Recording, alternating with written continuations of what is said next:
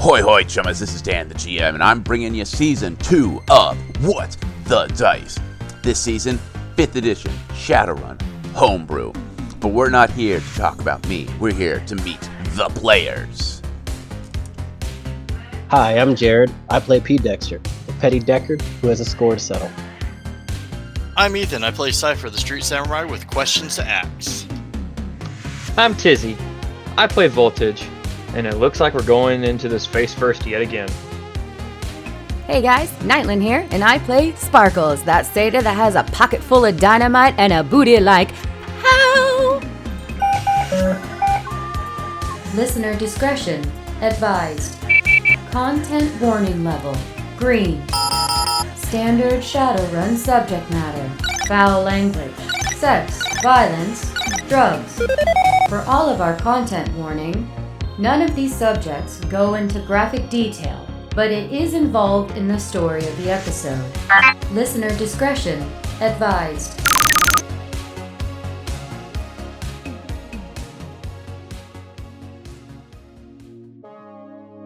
The camera fades in, and we are at Renraku. We are in the arcology. We are in that same little bullpen area that has been, opened up to have this weekend training for would-be managers. We take a small look around, seeing what we see. We see different meta types standing around, chatting. Some of them are still around the large conference table taking a test, and our ears slowly pick up a conversation. We look over, and behind a door that is just slightly cracked, we can hear a conversation. Look, Simon, I know you really want to get into management, and kudos on you for taking one of the hardest tests. And, I mean, you passed, kinda, but we here at Renraku expect a level of perfection. A level that you're just not quite there. But I can't get you into the research department, but how about this? There's an opening in human resources, and we can transfer you there. It will get you out of the bullpen. I mean, it's something. And we can continue to get you that training that you're looking for. I see a lot of good in you. I think you would do amazing for Renraku, but not in the R&D department. What do you say? We peer inside and we see that nondescript elf we now know as Simon, standing there. We could see this brokenness in his eyes. It seems as if he is talking to an upper management. And he opens his mouth to say something and stops. And we just see this slight nod as we look over and we see this elf. He is dressed in a fine business suit with a set of spectacles on his eyes. He clasps Simon on the shoulder and gives a nod. See, that's being a team player. Look, I promise, I know you have a degree in this, and we will help you. Renraku is a family, and families help each other. And right now, R&D is not where you need to go. Think about it as a way to improve how you talk to people, a way to grow as a person. There is a moment where Simon steps out and the door slowly and silently closes behind him. We watch Simon for a long moment before he takes a large breath, reaches into his pocket, and slides in the earbuds. As he does, we hear the static. As the static crackle ends, we look around and things are different. We're not where we were just a moment ago. We're in this, concrete room, and we see decks and comlinks and a handful of what looks like smart link systems that have been gutted from guns. We also see a couple of broken cyberware, hands, feet, maybe an eye. It's hard to tell, but that's not the point. The point is, as we look around, we notice that there's a man slowly pacing in the shadows. In the corner where the consoles all kind of coalesce into a large computer, we see a red light flashing. Son of a gun, man. Looks like Lone Star might be onto me. I gotta be more careful about this tracking. There's something wrong with this deck. It shouldn't be broadcasting like it's doing. Okay, think, Eddie, think. What would be causing this? Maybe I got a linked up circuit. Maybe Drek. Hey, everyone. Sorry. Eddie Spox here. It seems as if I'm having some problem with my, specialty broadcasting equipment. Seems as if, some of those spiders, those corporate deckers, have, started to get close to me. So I gotta figure out what I'm gonna do. And I don't got a whole lot of time to do it. So, I'm not giving up. I'm going to continue to give you the truth as much as I absolutely can. But, Eddie might need to be on the move here soon. I'm not sure. But, yeah. That's neither here nor there. Don't worry about Eddie. Eddie's a quick wit and a sharp shoot. So, hopefully we'll be fine. So, team. They got the car. That's a good thing. They now gotta find themselves a place to hide it, a place to fleece it, and, hopefully get a good deal out of it. Well, now they just gotta figure out what's next. Fleecing a car could take days, sometimes even weeks, if you don't have the good fleecers. Yeah, they got fixes, but fixes want their cut, and sometimes that cut ain't cheap. So, yeah, not sure how they're gonna handle that, but I'm pretty sure we'll find out. I mean, let me tell you, all sorts of craziness happens in the shadows. You just gotta adapt and keep moving. So, yeah. Let's go, jump over. Let's see what's, going on with that team, shall we? We watch the shadow figure reach over, his cybernetic hand reaching into the light, glinting. We see specks of silver and gold on it as he presses a button, and we hear the transmission shift.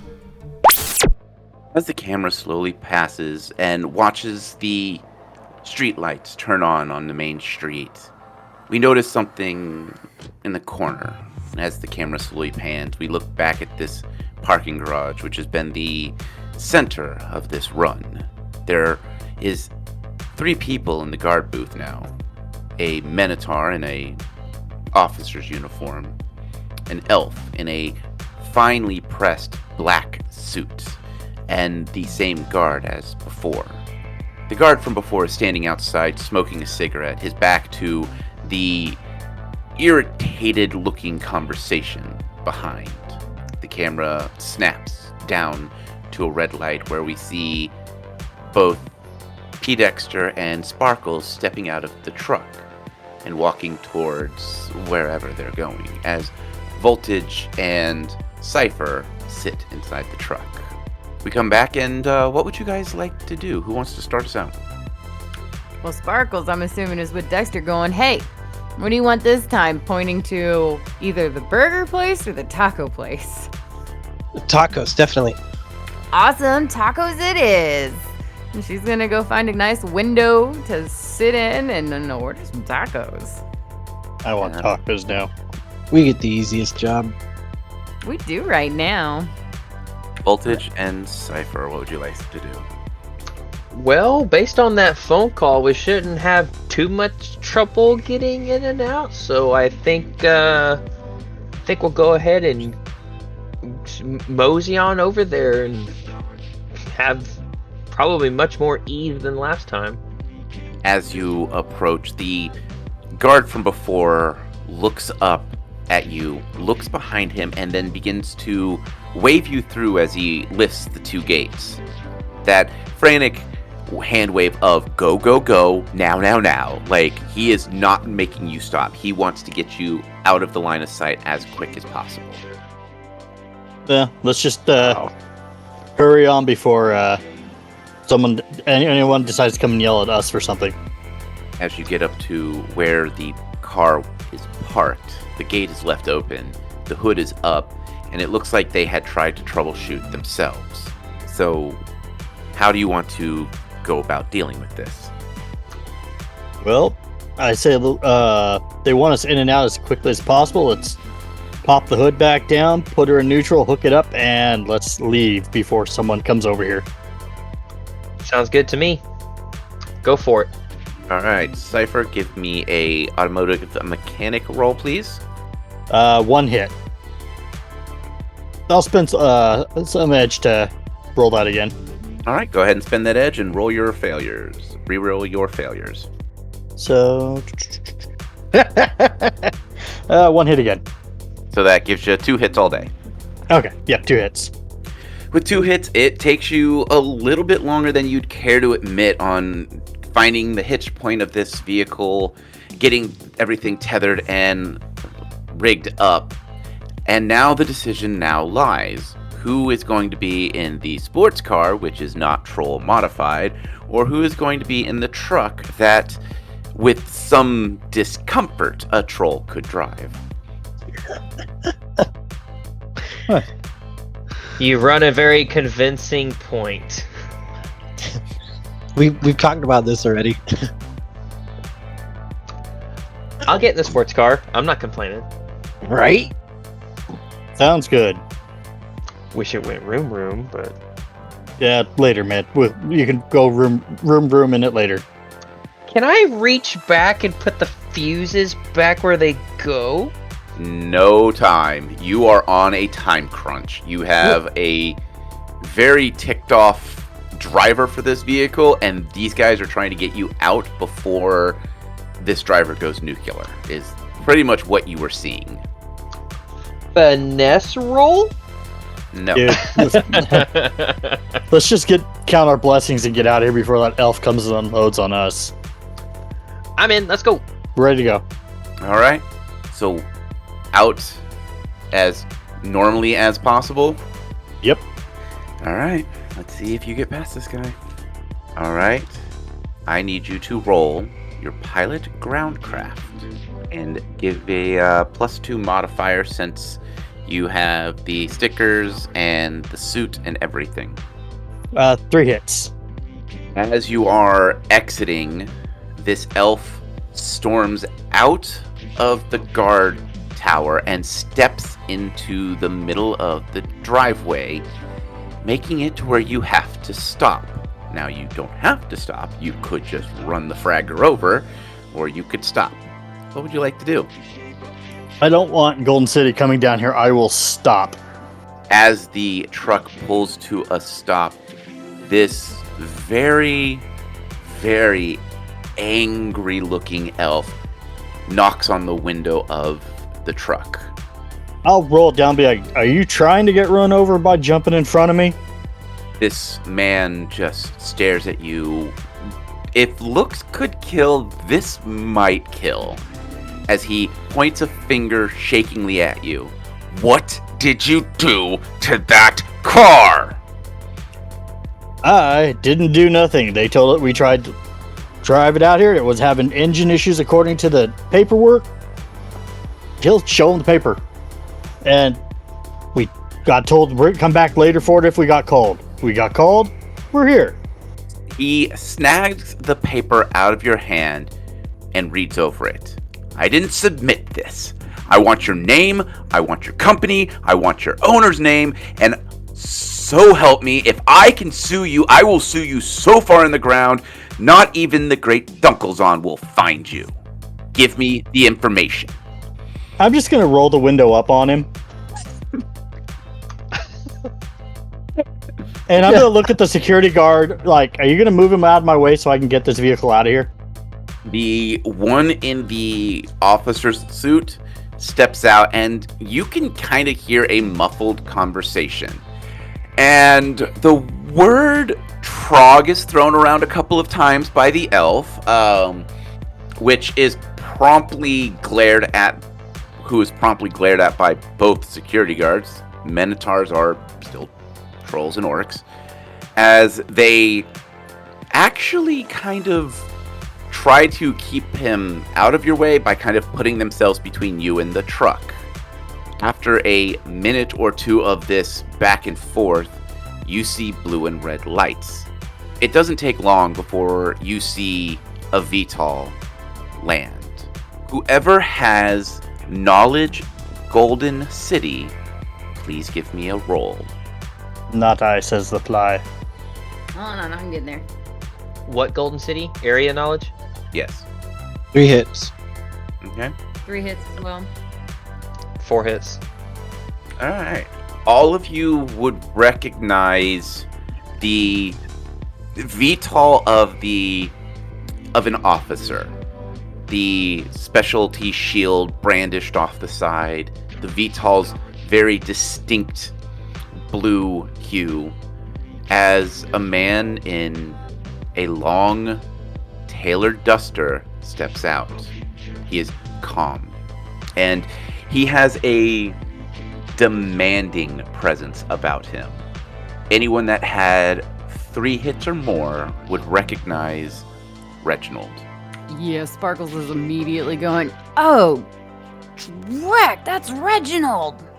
Have I ever heard of this guy not being from the city originally? You've heard his name on the news. You know that he has been recently promoted, and the ShadowNet talks about him as being near incorruptible. He knows if you were born in this city, there's a good chance he knows you. That level of he is in tune with this city. I.e., our company name is. Just play it cool, guys. You got paperwork, you're just doing a job. Reginald walks up through the exit and is very calm. Much calmer than someone walking into this kind of scene should be. Golden City Guard should at least have sent backup. You never know when things can get heated. There is a brief conversation that no one can kind of hear between Reginald and the Minotaur. Reginald walks up to the elf, places a hand on his shoulder, and they step inside the guard booth. As the door shuts, the Minotaur looks at you and gives you that head nod of go. All right. Well, I will get us going. How are you driving off? Are you gunning it, or are you just going to obey the street? Like, what's your plan? Just like I would if I'm actually legitimately towing something, I'm going to follow the rules of the road and get out of here. As you drive off, and you see the inspector's car slowly fade off into the distance behind you, the other two can see Reginald and this elf are having a conversation. And the elf is mad, poking his finger into Reginald's chest, being belligerent, as Reginald seems to be calm. There's a quick exchange. You see Reginald whip out his comlink, type in a few things, and hands him something before walking off. Entering into his VTOL, the VTOL's lights turn off, and he slowly flies back up into the VTOL lanes and disappears into the greater city. By the way, Sparkles is sitting in the window watching this go down and is like one of those spectators that is like, oh, damn, yeah, you tell him, Reginald, kind of thing, cheering him on. And then when nothing really truly happens except maybe he got a ticket or something, she's like, oh, man, I was hoping for a better show. Hey, guys, how are things going behind us there? I think that Reginald gave him a ticket or something, but he flew off. I was hoping he'd get arrested. You arrest the elf, you ticket the elf, you gave him a recipe to bake a cake. Don't care. We don't have anyone following us, do we? No, not that I could tell. Cool. Where am I taking this thing? Motor Haven. All right. Also, looking at Dexter, isn't it time for you to do your work and like change that whatever identity to the car? Yep. In order for that to happen, he has to physically gain access to it because it is a hardwired system. Yep. Oh. And the grid link is still active. So I would not take it directly to wherever you're planning on getting rid of it. Oh, okay. So maybe like pull over or something and get, quote, lunch somewhere? However you want to do it. You have the vehicle in your possession now. We should drive. If we're going to stop somewhere, we go and park near some type of, even if it's just an auto store, going and parking there would be better than parking at a restaurant. Okay, that makes sense. Yeah, whatever Dexter says, I'm down. Just my idea. Also, Dan, who the dreck is this elf? If I can pull up just my overlay and see if I can't search his face on social media to see if I can find out who this My Who this guess guy is he's the driver to the fancy lady we're stealing the car from. I didn't have a picture of him before, but I do now. You would have a long distance shot, so yeah, it might be hard for recognition to run, but you could try it. Yeah, I'm definitely gonna give it a shot. All right, so that will be a long-term run. If you want to have it running in the background, I'll allow that to happen. That'd be great. Thank you. All right.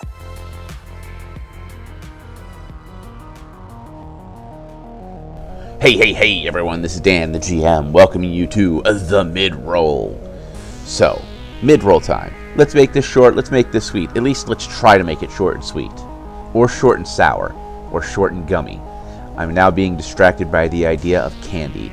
So I need to hurry this up so I can go have some candy. So, first and foremost, let's do our Patreon shoutouts. Lady Lumi, A Relic, and Ethan, thank you so much for all the continued support you give us each and every month.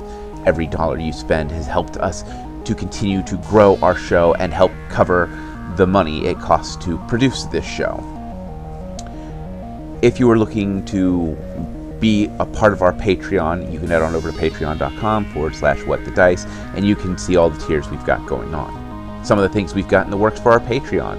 Not only do we have our continued releases of our maps, as well as things of early releases for this season, but Nightland and I are working on a Patreon exclusive podcast. It will be in the lore of What the Dice, but it will kind of be a bridge between a couple different things. It will be using a different system. We'll be using a system called Gash Bashers, written and edited by a friend of ours named Tony. Nightland actually did some of the artwork for the art book. Now that all the What the Dice related things are done, let's talk about our promo of the month. The promo, if you've been listening this month, is of course Resting Glitchface. Again, these women are absolutely amazing. They are hilarious. They handle the Shadowrun lore and how their characters interact with it very uniquely. If you ever wonder what it's like to be a baby runner and stumble your way through Shadowruns, and they're definitely not your normal style. They are, I believe they actually use the term, they are the Gilmore Girls of Shadowrun, and I haven't seen Gilmore Girls, but I'm going to have to incline to say yes, because that seems to be what's going on. They are amazing. I can't help but listen to their show and laugh at the weird antics that they have going on. So let's catch their promo. 2081 has been a hell of a year for St. Louis, Missouri. An astral anomaly left a 2-mile radius around downtown a toxic hellscape, and the residents have been left to pick up the pieces, but the hits just keep on coming. At the center of it all are the Glitches, a shadowrunning team made up of Bianca the Face, aka Eris, Val the Technomancer, aka Binary, Joe the Muscle, aka Collateral, and Jet the Sneak Thief, aka, well, Jet. Some of us are better than others at sticking to a code name. The girls attempt to navigate the criminal elements of the St. Louis streets, all while looking out for themselves, each other, and the people they love. If you want more of the Glitches, feel free to drop into the Gamers Table Discord or check us out on the socials at Resting Glitchface. You can find us on all major podcatchers or check out our Patreon. Thanks for listening.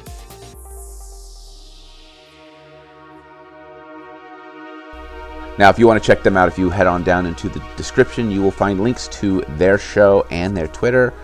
Definitely go check them out. And if you ever see them on the Twitterverse, shoot them a hi. And that's it. That's all I got. I'm going to let you get on with this week's episode. I am Dan the GM, and as always, may the dice gods bless your every roll.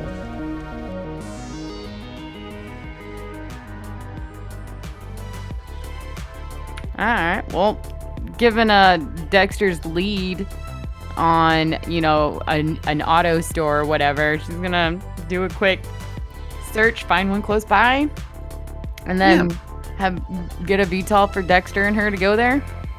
While we're thinking about that, I'm gonna ask the team, would now be a good time to ditch my burner phone, or should I hold on to it for now?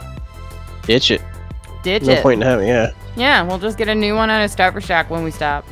The only reason I would say held on to it just for a moment is if they call before we get to where we're going, but otherwise I'd say ditch it.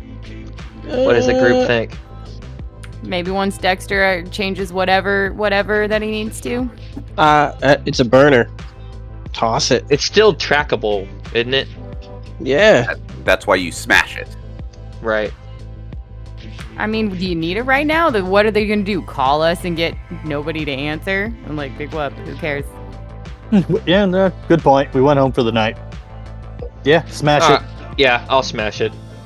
All right. So Check it out in the window in traffic. Whee! Yeah. Yeah. Yeet that mother. Burner phones are notoriously cheaply made because they are burner phones. They run you about 100 Nuyen, so, I mean, a good hard sneeze will break them. So it's not a Nokia.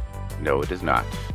As you all pull into this 24-hour bolts and bags auto supply store and park, how do you want to handle this? I'm just getting out of the VTOL, chewing some bubble gum, playing on my, whatever video game on my comms or something, because she's useless right now. What was the name of it? Bolts and bags? Mm-hmm. Are we there yet? Yeah. Okay. I ordered us a VTOL while you were doing your quick little, image search to get us to meet at the Bolts and Bags. Okay. All right. Right on.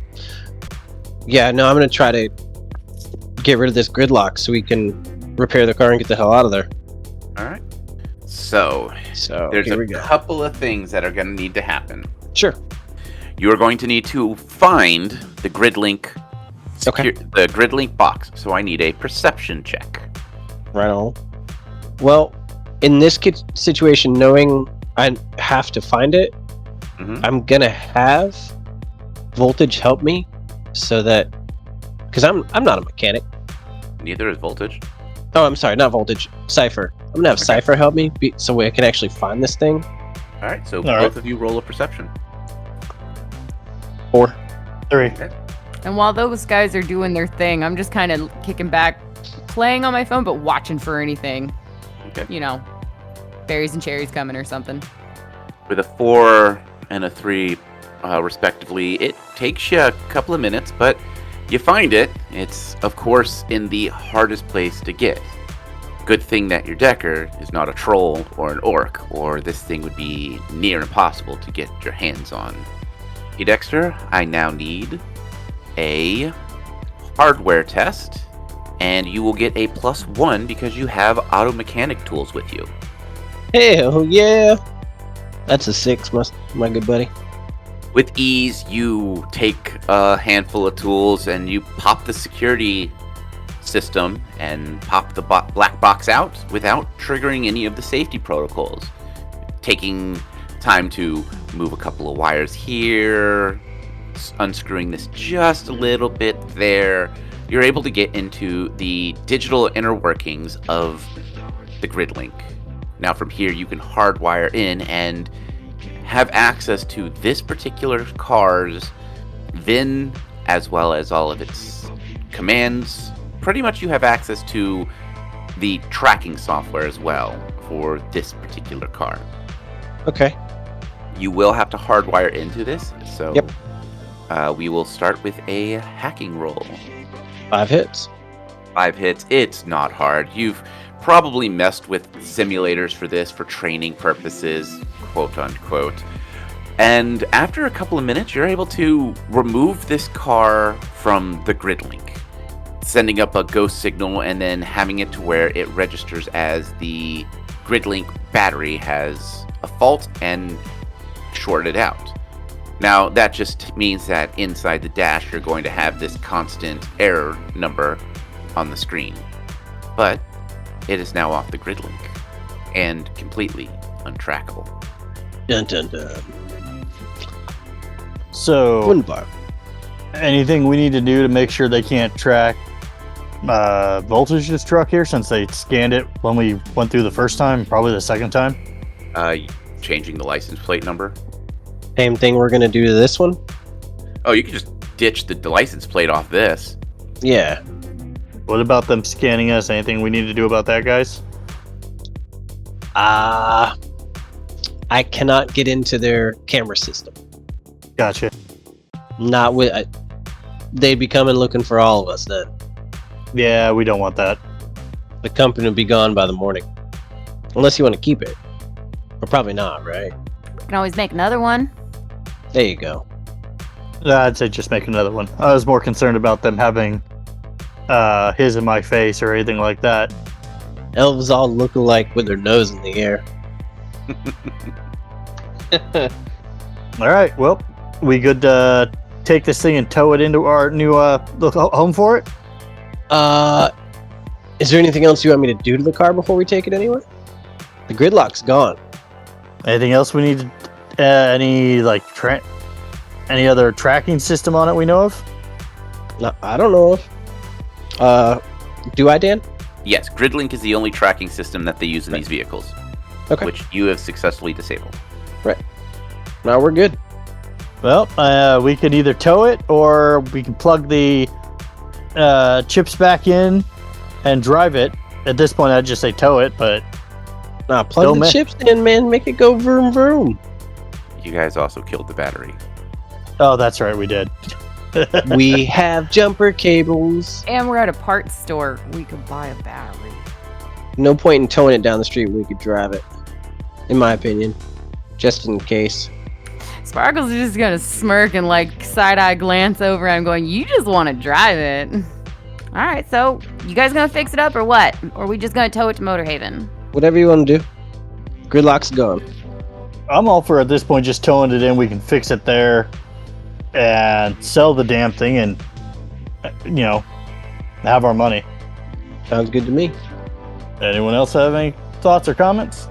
He goes, nope, and if you're towing it, she's ordering a VTOL, because she's not gonna sit in a towed car, and she's not gonna cram into the truck unless there's space in the back. It does seat 5. Okay, well, she'll hop in the back. All right, Voltage, you good for hitting the brakes as needed? As needed. All right, we will head towards Motorhaven. As you all drive towards Motorhaven, it's a uneventful drive.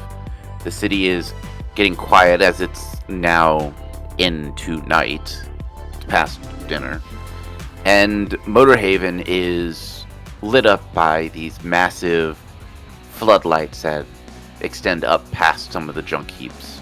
There's no event going on, but Motorhaven in general is always busy. Be it go-gangers or street racers or even just meetups with runners that have retired that just want to share stories with other runners or other like-minded individuals. As you pull up, there are a handful of souped-up sports cars sitting out front, engines revving, and there's the jovial laughter and jeers as this nice Bentley is being towed in by a truck. Who is sitting in the Bentley? Voltage.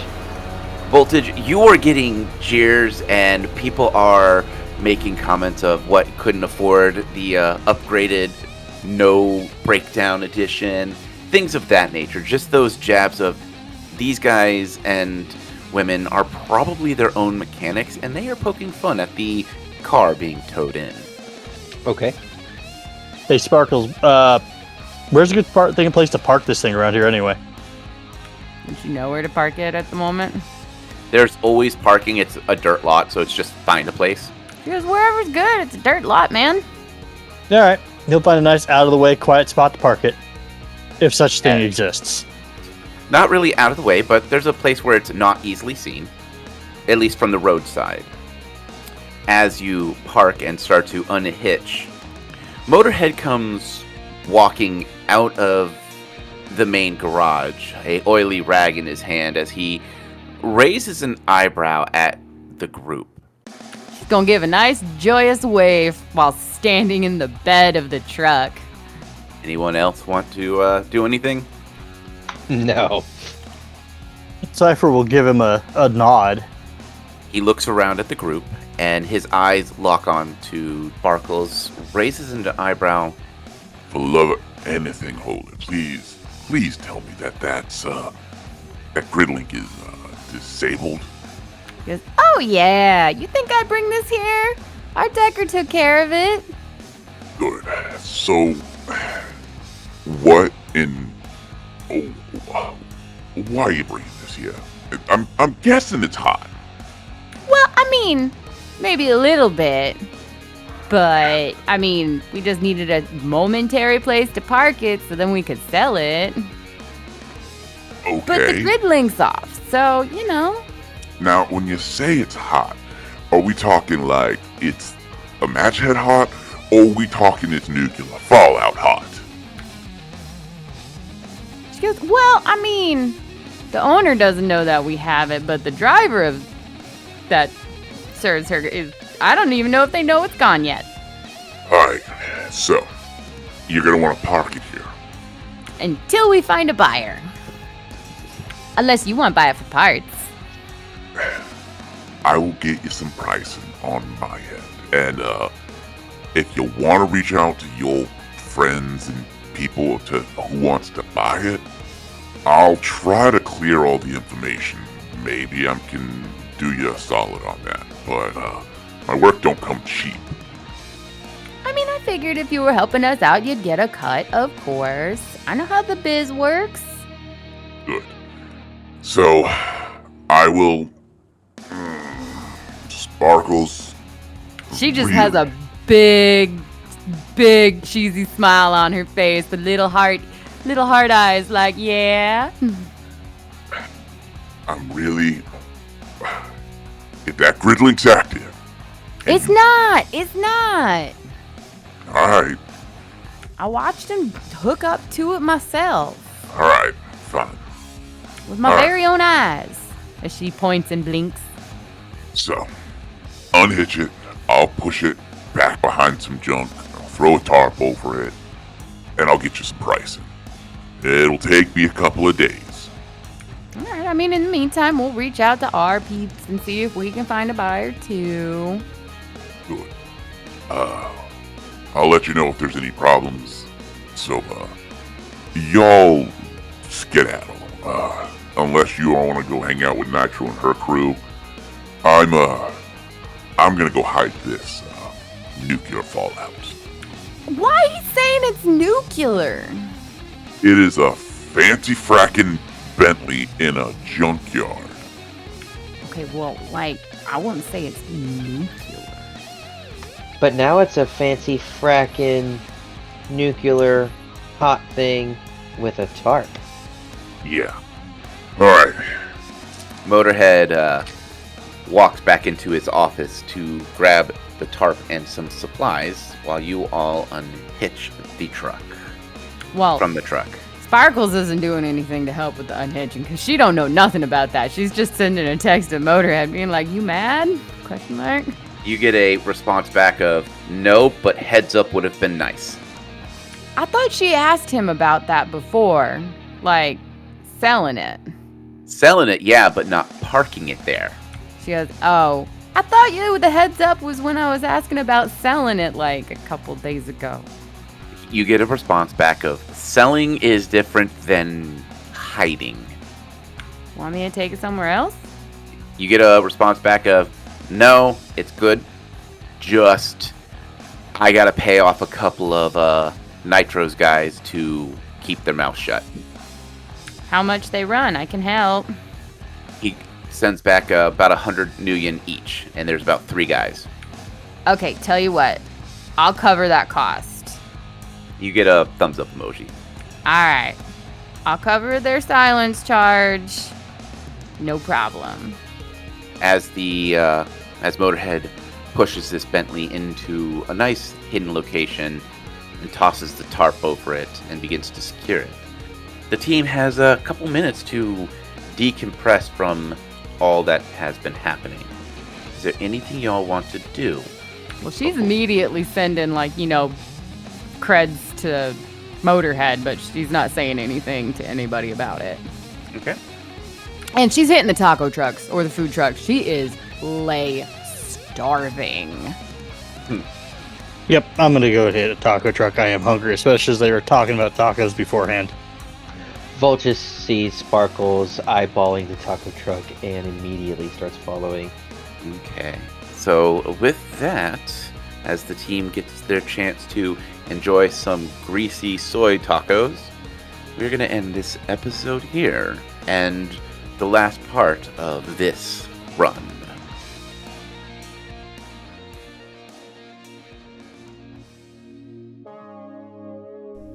The camera fades in and we look around. We are in one of the Renraku break rooms. We see a plush couch, a fridge, a soy dispenser, a microwave. The things that any standard corporate headquarter break room would have for your wage slaves. On the Tridio, we see that there's the news playing, but it is muted. And our eyes slowly see Simon. He is sitting on the couch, his hands gripped tightly around his comlink as we look over and we see that he is typing. Looks like he is sending a text message to someone. It says that he wants to continue with Renraku, but he can't stand the job he has now, that he was offered an HR position. As we watch, he starts to delete the messages. Then he starts to type again. After a word or two, he deletes them. We see this exasperated sigh as he slowly leans back, sliding his comlink into his pocket as we hear the static come across his headphones. Okay, Judge, you're telling me that the reason I'm being tracked is because I've got these 2 red wires connected? I thought you need to have all the colors match the colors. Oh, so that's connected to... Oh, okay. Now son of a bitch. It's broadcasting. Hold that thought, Judge, hold that thought. I'll get right with you. Hey, everyone. So, figured out why my board is acting all funkified. I'm gonna fix that now, so, hopefully the trackies will disappear for a while. At least for now. I'm pretty sure they'll get smart, and then I'll have to be smarter than them. Well, that's an easy thing. It's pretty easy to outthink a corpo. Not so easy to outthink a dragon. But that's neither here nor there. I know I haven't pissed in any soy bucks of any dragon that I know of. I try to stay on the down low. Keep it smooth, hidden. But it seems as if our friends did the same. They were able to get the car, get it hidden, rip out the grid link, and get someone working on selling it. So that's always a good thing. Which means R&R for them. Which means a chance to hopefully spend some of that. Oh, they didn't get paid. Oh, that's a tough situation. You got the treasure right there. You know how much it's worth. But you can't spend the nuyen till you get the nuyen. Well, that's all the time I've got. I need to get this board fixed up so that they can't track me for a while. Remember, my friends, stick to the shadows. Always keep your gun loaded. And never make a deal with a dragon. This is Edis Box, and I am signing out.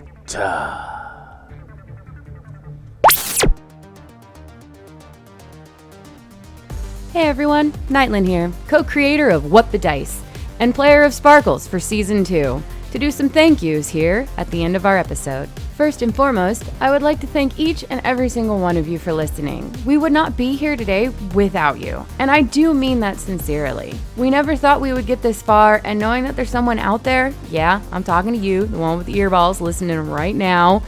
If it wasn't for you guys and us knowing that you're actually here and enjoying what you're listening to, we wouldn't have kept going, and it genuinely fills our heart with joy, and I want to make sure that we tell you every single time at the end of these episodes. We are eternally grateful. Second, we would like to take a moment to thank all the things that we use in our day-to-day What the Dicey ways.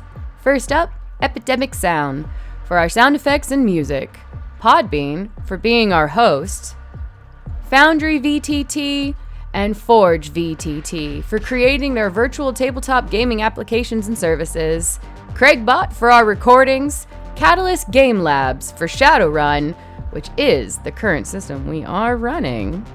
And with that, if you can spare a moment of effort and want to help us out, the best thing that you can do is honestly tell a friend, share us, drop a link in a Discord somewhere that you're a part of, or take that 2-second effort of hitting a like, hitting a follow, giving us a star rating. Whatever the button is on whatever it is that you're listening to us on goes a long way in helping us fight that horrible algorithm monster. Also, the Topps Company Inc. has sole ownership of the names, logo, artwork, marks, photographs, sound, audio, video, and or any proprietary material used in the connection with the game Shadowrun. The Topps Company Inc. has granted permission to What the Dice to use such names, logos, artwork, marks, and or any proprietary material for the promotional and informational purposes on its website, but does not endorse and is not affiliated with What the Dice in any official capacity whatsoever.